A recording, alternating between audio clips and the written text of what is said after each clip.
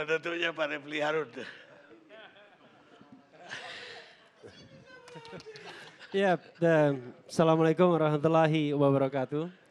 Selamat malam, salam sejahtera bagi kita semua. Ya, setelah Mbah Sujiwo Tejo bicara, saya agak bingung mau ngomong apa. Tapi gak kehilangan catatan kan? Tidak kehilangan catatan, catatan masih di sini. Catatan banyak tapi bingung mau ngomong apa lagi. Karena begini, pertama-tama saya senang bisa berdiri di tengah gitu ya. Karena duduk menentukan perspektif biasanya. Jadi Bang... Karena pendukung Pak Jokowi yang masih kritis. Jarang kayak dia. Tepuk tangan untuk Refli hari ini. Jadi perspektif kan menentukan. Jadi posisi itu menentukan itu. Yang kedua, sudah lama juga saya tidak di ILJ ini. Jadi saya agak lupa juga cara ngomong yang efektif dan efisien. Karena apa? No Rocky no party sekarang anunya semboyan ILJ ya kan. Begini, besok kan debat soal hukum, hak asasi manusia, kemudian saya kira termasuk terorisme dan lain sebagainya. Nah saya ingin memberikan beberapa catatan dulu ya. Kalau kita bicara tentang penegakan hukum, law enforcement, kalau kita bicara mengenai Pak Jokowi ya, kita bicara orang yang sudah mengerjakan itu sebagai presiden. Jadi yang sudah dilakukan dan yang akan dilakukan. Kalau Prabowo yang akan dilakukan. Nah dari sini saja sebenarnya kan sudah tidak seimbang. Kalau saya sebagai pengamat, sebagai akademisi, pasti saya akan lebih tertarik akan mengulas apa yang sudah dilakukan. Dan kalau kita misalnya kritis, disitulah kadang-kadang kita dianggap misalnya tidak balance melihatnya. Padahal faktanya, fenomenanya sudah tidak seimbang. Itu satu. Tapi saya sekarang mau lepas dari jebakan itu. Saya mau lepas dari jebakan itu. Jadi jebakan 1 dan 2. Saya melihat ingin memulai dengan pertanyaan, apakah korupsi itu masih menjadi persoalan kita? Masih menjadi persoalan bangsa. Apakah pelanggaran HAM ya atau penegakan HAM masih menjadi persoalan bangsa, masih menjadi persoalan kita? Apakah terorisme juga demikian? Apakah narkoba juga demikian? Nah, saya ingin membatasi diri bicara mengenai 2 hal, korupsi dan hak asasi manusia. Pertama, HAM dulu. Saya bicara tentang mood secara umum, ya, tentang penegakan hukum, terutama soal HAM dan korupsi. Saya menganggap bahwa mood secara umumnya barangkali kita pasti di antara sebagian besar kita menganggap bahwa masih menjadi masalah. Saya tidak ingin mengatakan timbulnya dari mana masalah tersebut, seperti tadi metafora mengenai sampah oleh Bung Boni tadi.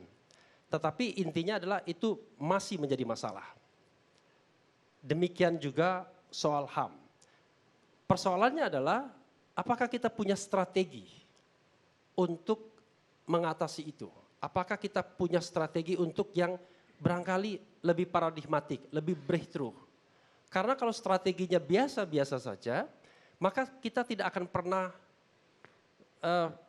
keluar dari kubangan masalah ini. Sebagai contoh misalnya pemilu dan korupsi.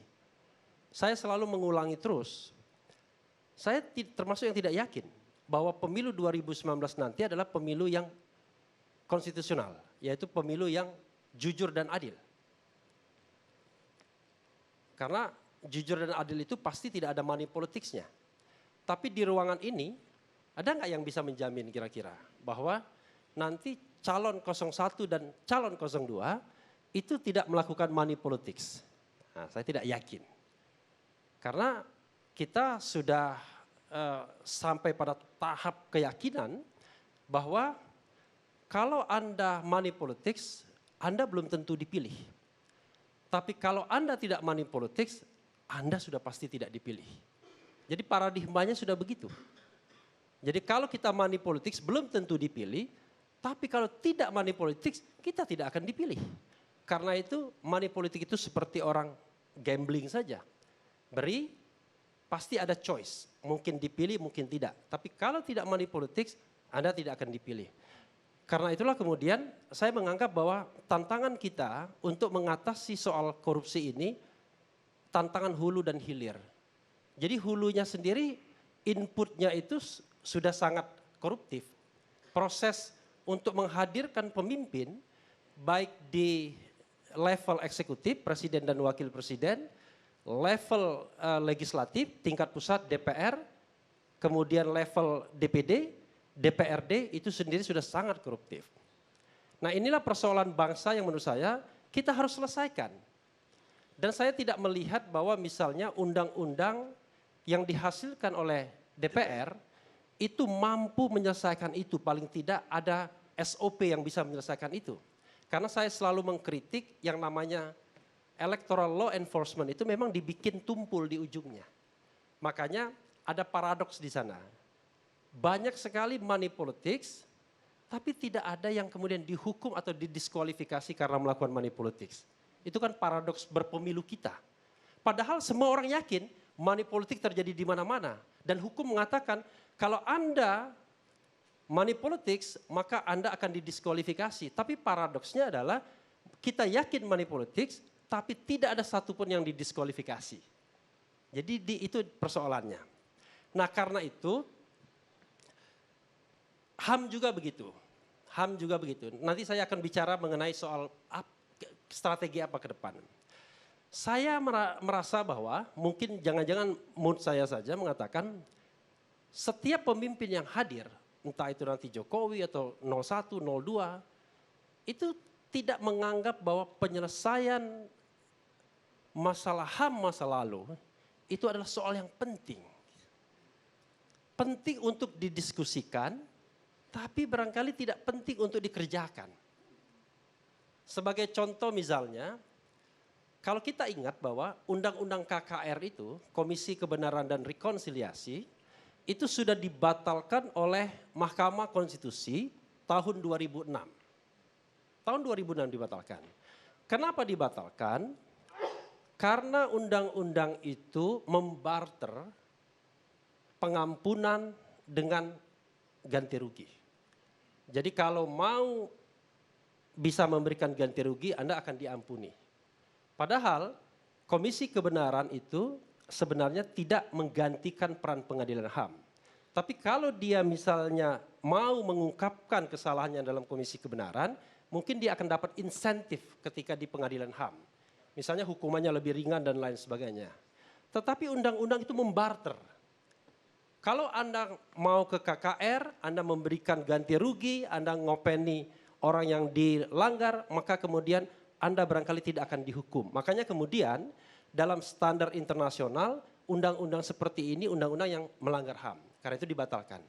Tapi ibu-ibu dan bapak-bapak sekalian, setelah pembatalan itu, ada tidak setelah 2006 itu kita berpikir untuk membuat yang namanya Komisi Kebenaran dan Rekonsiliasi yang sebenar-benarnya. Di Papua sebenarnya harus membentuk itu yang saya tahu. Tapi sampai sekarang orang tidak berpikir.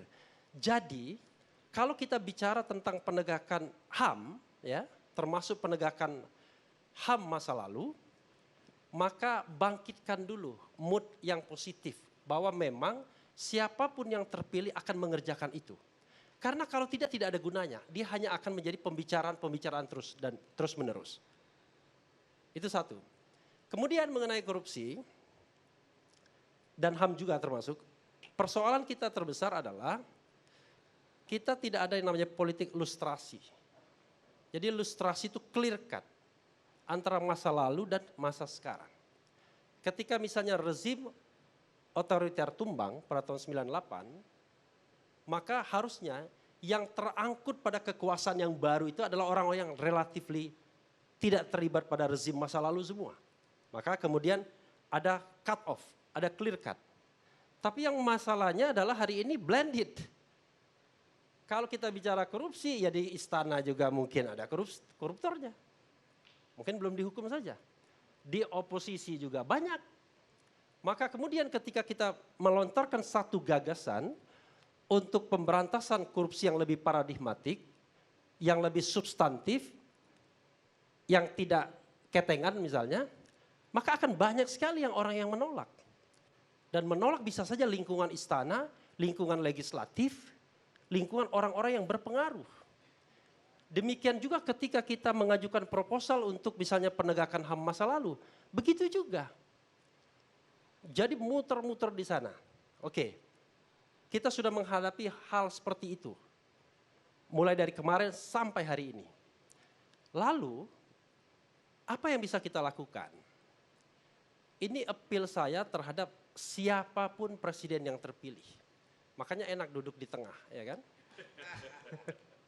Siapapun presiden yang terpilih, dia haruslah sosok yang enlightened, yang tercerahkan, yang berani menembus sekat-sekat seperti itu. Dia not only as a president, tapi dia juga adalah leader. Syukur-syukur dia strong leader, tapi but benevolent, yang baik hati. Bukan strong leader yang tidak baik hati. Sehingga dia mampu membuat terobosan-terobosan untuk menghilangkan sekat-sekat ini. Contoh misalnya, saya pernah waktu diundang di antara ahli-ahli hukum, ada 20 ahli hukum yang pernah diundang, sekali saja setelah itu nggak pernah diundang lagi. Saya mengungkapkan misalnya konsep untuk memberantas korupsi. Saya katakan bahwa presiden harus menjadi leader dalam pemberantasan korupsi tersebut. Tidak bisa kita menyerahkannya kepada KPK. Karena kalau kita bicara tentang pemberantasan korupsi itu kan ada dua sisi. Prevention sama law enforcement. Pencegahan dan kemudian penegakan hukumnya. KPK biarkanlah berada di sisi penegakan hukum. Tapi itu pun harus very very limited. Yaitu mereka-mereka yang barangkali di epicentrum kekuasaan semua. Mereka-mereka di pusat kekuasaan yang barangkali tidak tersentuh dengan kepolisian dan kejaksaan. Ambil. Tetapi ada sisi lain yaitu pencegahan. Tidak mungkin KPK melakukan itu. Meminta KPK melakukan pencegahan itu suatu hal yang keliru. Kenapa? Secara demokratik KPK itu bukan pejabat yang dipilih. Dia unofficial, unelected official. Ya, dan dia auxiliary body. Jadi siapa yang harus memimpin? Orang yang mendapat mandat langsung dari rakyat melalui proses demokratik yang bernama pemilu. Makanya saya katakan pada waktu itu Pak Jokowi, Bapak harus pimpin pemberantasan korupsi. Harus pimpin sendiri. Tetapi masalahnya adalah ketika kita ingin memimpin pemberantasan korupsi kan kita ada tools-nya. Kalau kita bicara tools presiden, ada kepolisian, ada kejaksaan, kemudian ada partnernya KPK.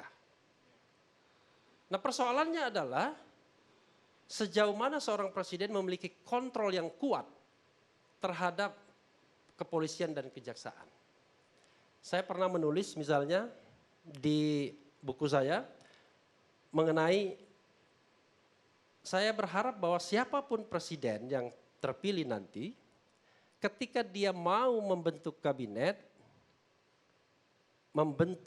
mencari pejabat-pejabat hukum misalnya Jaksa Agung, dia akan mengatakan, hai Pak Jaksa Agung, Bu Jaksa Agung, saya pilih Anda dan 1 tahun tolong bersihkan lingkungan Kejaksaan Agung. Saya tidak mau lagi melihat ada jaksa yang main-main, nakal dan lain sebagainya. Hal yang sama dia perintahkan juga kepada Kapolri. Maka kemudian kita ada 2 senjata yang kuat untuk melakukan pemberantasan korupsi dan itu punya link di nasional kita. Tapi saya belum melihat itu. Belum melihat bahwa ada tindakan sikap yang determinatif dari Pak Jokowi untuk melakukan itu. Karena itu kita harus dorong siapapun yang nanti terpilih. Tidak boleh kemudian dia tidak memimpin langsung pemberantasan korupsi yang ada. Karena kalau dia tidak mampu memimpin langsung pemberantasan korupsi, kita tidak punya harapan. Karena kita muter-muter di situ. Demikian juga pejabat-pejabat yang lain. Ketika dia misalnya harus memilih pejabat-pejabat politik di sekeliling dirinya, Dan saya khawatir, Bang Karni, ibu-ibu dan bapak-bapak sekalian, semua jabatan ini sudah diijon. Ini yang saya khawatir. Jadi menteri-menteri itu sudah diijon, ini partai A akan dapat ini, dan lain sebagainya. Maka kemudian di dua kubu, okay, ya, di dua kubu sudah diijon, maka kita tidak bicara lagi bahwa kita mau menyelesaikan persoalan bangsa. Yang kita pikirkan adalah kita mendapatkan portofolio apa atas jasa kita, misalnya mengusung kandidat presiden dan wakil presiden tertentu. Karena itulah terus terang saya pribadi tidak terlalu tertarik untuk berkecimpung di dua kubu ini, biar menjadi orang netral. Hanya masalahnya Bang Karni, ini orang netral dalam musim pemilu seperti ini tidak cukup populer. Ketika orang kemudian semua ya datang ke perahu A, datang ke perahu B, ya, begitu. Karena itu kemudian saya berharap bahwa debat besok, ya, saya setuju debat yang mencerahkan, debat yang paradigmatik. Saya agak menyesalkan sesungguhnya kenapa panelis itu tidak diberikan kebebasan untuk mengajukan langsung pertanyaan yang little bit tricky, yang menusuk dan agak susah dijawab. Kecuali dengan pikiran-pikiran yang luar biasa. Saya pernah tanya misalnya calon kepala daerah, ya. Ini saya agak contek juga sebenarnya. Ini ada skala meter 0 sampai 100. 0 itu pejabat paling korup. 100 itu paling bersih. Nah, Anda berapa skornya? Misalnya begitu. Kalau dia berani mengatakan saya 100, dia harus bikin alasannya. Tapi kalau dia mengatakan tidak 100, berarti Anda ada anasir-anasir korupnya sedikit. Nah yang seperti ini kan agak tricky, dan itu saya kira agak mencerdaskan dan kemudian akan paradigmatik. Apalagi kalau misalnya kita bicara tentang bagaimana strategi pemberantasan korupsi, strategi pemberantasan misalnya penegakan HAM. Satu strategi yang saya sendiri tidak yakin sebenarnya benar atau tidak, tapi kita harus menyelesaikan persoalan bangsa ini. Misal, Bang Karni, kita mungkin yakin bahwa kalau kita ingin mengandalkan penegak hukum ya yang ada saat ini, barangkali agak susah. Karena mereka juga orang yang barangkali justru part of problem. Kita mau bikin solusi penegakan hukum anti korupsi, lalu kemudian yang akan melaksanakannya, termasuk saber pungli, ini mohon maaf, part of the problem, bukan part of the solution. Karena barangkali kalau dicek rekeningnya gendut sekali. Transaksinya Bagaimana unusual. kalau kita cut loss? That's yang ingin saya katakan. Jadi salah satu strategi yang barangkali yang berani disorongkan oleh presiden adalah cut off. Kita lupakan misalnya salah satu skenario, kita lupakan masa lalu, tetapi next ke depan kita bikin anti korupsinya, sistem anti korupsinya. Misal, setelah cut off, Anda harus melaporkan harta kekayaan yang sebenar-benarnya. Maka kemudian nanti kita akan tertawa. Ada, ya kan? Mana cut off atau tahun 0 kan Pol Pot itu. Ya. Justru rusak kok. Ya nanti coba, makanya saya sendiri tidak yakin dengan pemikiran itu. Tapi apakah kemudian presiden akan kemudian ada strategi seperti itu? Setelah cut off. Tapi Hong Kong sukses loh. Iya. Cut off. Ya, setelah cut off, kita bikin sistem anti korupsinya. Misalnya, mereka suruh melaporkan harta kekayaan yang sesungguhnya. Kita akan aneh nanti. Ada kopral, ada pangkat bawahan yang barangkali hartanya lebih tinggi dari jenderal. Hartanya sampai triliunan. Kita nggak peduli. Yang penting adalah semua deklarasi penegak hukum. Dan setiap tahun dia harus laporkan harta kekayaan yang sesungguhnya. Dan kalau ada penambahan yang tidak bisa dijelaskan, illicit enrichment, maka negara harus merampasnya. Dibuat undang-undang pembuktian terbalik. Sehingga tidak ada lagi orang hidup dalam dunia gelap yang tidak bisa menjelaskan harta kekayaannya. Seorang penegak hukum misalnya yang kita tahu gajinya berapa setiap bulan, tetapi bisa hidup bermewah-mewah dan sangat mewah sekali. Memiliki apartemen di mana-mana, dan lain sebagainya. Nah, kalau kita tidak pernah ada strategi yang radikal untuk melakukan pemberantasan korupsi, selama-lamanya kita akan muter di tempat dan presiden yang terpilih akan terjebak pada kubangan itu. Terima kasih. Assalamualaikum warahmatullahi wabarakatuh.